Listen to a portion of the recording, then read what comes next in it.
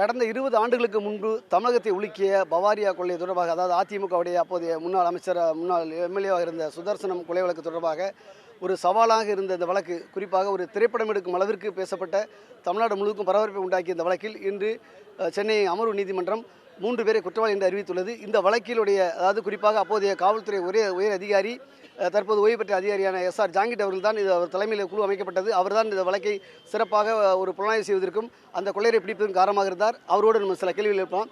Sir வணக்கம். பார்த்தீங்கன்னா இந்த 20 ஆண்டுகளுக்கு முன்னாடி நடந்த சம்பவம், அப்போ இந்த சம்மந்தப்பட்ட கொள்ளைகளை பிடிப்பதற்கு நீங்கள் எப்படி முயற்சி பண்ணீங்க? உங்கள் தலைமையில் உள்ள கமிட்டி குழு எப்படி செயல்பட்டது? சரி, அதான் ஒரு பெரிய கதை. நிறைய ஸ்டோரி நீங்கள் கேள்விப்பட்டிருப்பீங்க. நீங்கள் மூவி பார்த்துருப்பீங்க, தீரன் மூவி, அதில் காட்டிருக்காங்க. அவ்வளோ லாங்காக டீட்டெயில் இப்போ சொல்ல முடியாது. ஆனால் அந்த இன்சிடெண்ட் நடந்த உடனே ஒரு ஸ்பெஷல் பார்ட்டி ஃபார்ம் பண்ணாங்க என் தலைமையில். என் கூட டிஎஸ்பி, 4 டிஎஸ்பி தான், நிறைய இன்ஸ்பெக்டர்ஸும், எஸ்ஐஸும், all ranks, finger print expert, scientific experts, police எல்லோரும் வந்தாங்க. ஸோ நாங்கள் எல்லோரும் நார்த் இந்தியா போயிட்டு அங்கே தேடும்போது நிறைய நாங்கள் எஃபர்ட்ஸ் எடுத்த பிறகு ஒரு சில குறிப்பிட்ட 4 மாவட்டங்களில் எங்களுக்கு அந்த குற்றவாளிகள் கிடச்சாரு. ராஜஸ்தான், பஞ்சாப், ஹரியானா அண்ட் உத்தரப்பிரதேஷ், இந்த 4 மாவட்டங்களில் தான் இந்த எல்லா மேக்ஸிமம் குற்றவாளிகள் கிடச்சாரு. ஃபிங்கர் பிரிண்ட் டெலி ஆயிடுச்சு. ஃபிங்கர் பிரிண்ட் எங்களுக்கு நல்லா க்ளூ கிடச்சிது. ஃபிங்கர் பிரிண்ட் டெலி ஆயிடுச்சு. Mister Dhananjalian finger print expert, அவர் நல்லா எங்களுக்கு இது கொடுத்தாரு, க்ளூ கொடுத்தாரு. அந்த வச்சுட்டு எல்லாம் இது ஃபிக்ஸ் ஆயிடுச்சு. ஸோ மொத்தம் 24 கேஸஸ். 24 கேஸில் இப்போது 3 கேஸ் ஏற்கனவே கன்விக்ஷன் ஆயிடுச்சு. இது 4வது கேஸ் கன்விக்ஷன் ஆயிருக்குது. இந்த வழக்கில் எத்தனை குற்றவாளி இருந்தாங்க சார்? இந்த வழக்கை பொறுத்து எவ்வளோ பேர் இருந்தாங்க, எவ்வளோ பேர்? சரி, இப்போது இந்த நீங்கள் கேட்குறது கேள்வி ரொம்ப நியாயமான கேள்வி. இப்போது இந்த கேஸில் ஒரு லாங் லிஸ்ட் ஒரு இருக்கும். அந்த ஒரு லிஸ்ட் நீங்கள் பார்த்தா 13 கேஸ் நாங்கள் அரெஸ்ட் பண்ணோம். 13 கேஸ் அரெஸ்ட் பண்ணோம். 2 பேருக்கு என்கவுண்டர் பண்ணாங்க அங்கே உத்தரப்பிரதேசில், மேரட் பக்கத்தில். ஸோ 15. அது தவிர சின்ன இது சில ஒரு வண்டி ஓட்டிருப்பாங்க, சில அவங்க கூட யாரோ அவங்க ப்ராப்பர்ட்டி டிஸ்போஸ் பண்ணிங்க, அந்த மாதிரி இன்னும் 20 பேர் இருப்பாங்க. அது அவ்வளோ முக்கியமான அக்யூஸ் இவங்க 5 பேர் தான். 5 பேர் தான் முக்கியம். 5 பேரில் 4 பேருக்கு நாங்கள் கன்விக்ஷன் வாங்கிட்டோம். 2 பேருக்கு என்கவுண்டர் ஆயிடுச்சு. அதில் ஒரு ஆள் ஜெயிலில் இறந்துட்டார், ஓமா பாவரியா, அவர் தான் கேங் லீடர். இப்போ பாக்கி 3 பேருக்கு இன்றைக்கு தண்டனை கொடுத்துட்டாங்க. இதுதான் இப்போ பார்த்தீங்கன்னா, அதாவது இந்த வெளி மாநிலத்தில் போய் குற்றவாளியை நீங்கள் அரெஸ்ட் பண்ண போகிறீங்க. அப்போ அந்த மாநில காவல்துறை சப்போர்ட் உங்களுக்கு எந்த அளவுக்கு இருந்தது? நல்லா இருந்தது. ஐயோ, அந்த சப்போர்ட் இருந்ததுனால தான் நாங்கள் இதை பண்ண முடிஞ்சது. ரொம்ப சப்போர்ட் எல்லா ஸ்டேட்டில், ராஜஸ்தான், உத்தரப்பிரதேஷ், ஹரியானா, பஞ்சாப், டெல்லி, எல்லா ஸ்டேட்லையும் நல்லா ஒத்துழைப்பு கிடச்சது. யூபி எஸ்டிஎஃப், அது ரொம்ப நல்லா இருந்தது. அது இந்த குற்ற சம்பவத்தை அடிப்படையை வச்சு ஒரு தீரன் அதிகாரங்கிற படம் எடுக்கிற அளவுக்கு வந்தது. ஆமாம், அதை எப்படி பார்க்குறீங்க? நல்லா இருக்கு படம். கரெக்டாக நாங்கள் தான் ஸ்டோரி கொடுத்தோம் அவங்கள்ட்ட. அந்த வினோத் டைரக்டருக்கு ஸ்டோரி நான் தான் கொடுத்தேன்.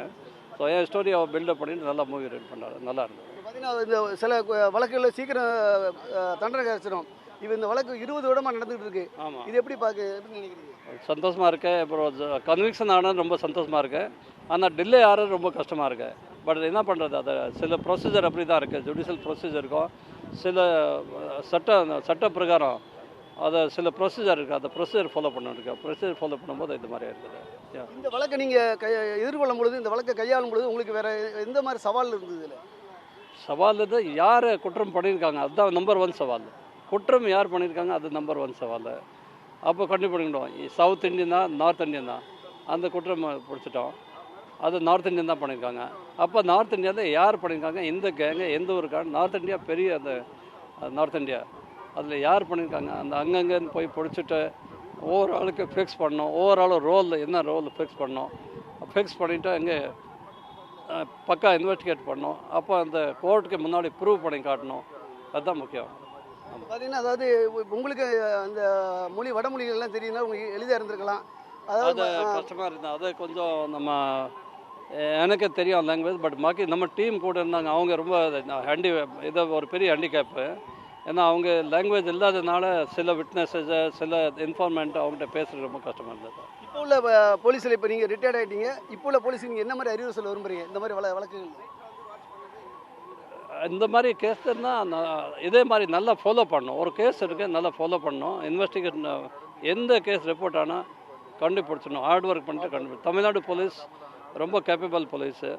ஸோ அப்படி எந்த கேஸ் ரிப்போர்ட் ஆனால் அதை நல்லா ஹார்ட் ஒர்க் பண்ணி இதை மாதிரி கண்டுபிடிச்சிடணும். கண்டுபிடிச்சிட்டு இருக்காங்க, இப்போ கூட கண்டுபிடிச்சிட்டு இருக்காங்க, எல்லோரும் நல்லா பண்ணுறாங்க. இது மாதிரி கண்டுபிடிச்சிட்டு இருக்கணும். கண்டுபிடிச்சிட்டு அப்புறம் எல்லா இன்வெஸ்டிகேஷன் விசாரணை நல்லா பண்ணிவிட்டு கோர்ட்டுக்கு முன்னாடி ப்ரெசென்ட் பண்ணிவிட்டு தண்டனை வாங்கணும். இப்போ பார்த்தீங்கன்னா இது நவீன புரட்சி பார்த்தீங்கன்னா மொபைல் ஃபோனு சிக்னல் வச்சு ஈஸியாக குற்றவாளி இப்போ ஆமாம், இது அப்போ ஒன்றுமே கிடையாது. சிசிடிவி கிடையாது, செல்ஃபோன் கிடையாது. செல்ஃபோன் அப்போ தான் ஸ்டார்ட் ஆகிருக்குது. சில பேர்கிட்ட மட்டும் செல்ஃபோன் இருக்கும், பாக்கி செல்ஃபோன் இருக்காது. கேமரா இல்லை. இப்போ நாங்கள் அவ்வளோ போனோம், நிறைய ஃபோட்டோஸ் நாங்கள் எடுக்க முடியல, கேமரா இல்லை. ஒரு கேமரா இருந்தது ஒரு டீமில், அதை ஃபிங்கர் பிரிண்ட்ஸ் அது போகிற இடத்துல நாங்கள் யூஸ் பண்ணோம், கேமரா இல்லை. ஸோ அந்த மாதிரி டெக்னாலஜி இப்போ இருக்கனால அது நிறைய அட்வான்டேஜ், போலீஸ்க்கு நிறைய அட்வான்டேஜ். S, thank you. அதாவது இப்போது பல்வேறு சவால் இப்போ எளிதாக கண்டுபிடிக்கக்கூடிய சொல்லியிருந்தாலும் அதே நேரத்தில் பல்வேறு சவால்களை சந்தித்ததாகவும் இதற்கு வடமாநில போலீஸார் ஒத்துழைப்பு அளித்ததாகவும் அவர் தெரிவிக்கிறார்.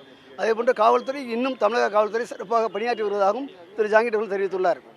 புதிய தலைமுறைக்காக ஒளிப்பதிவாளர் மகேஷுடன் VM சுப்பையா.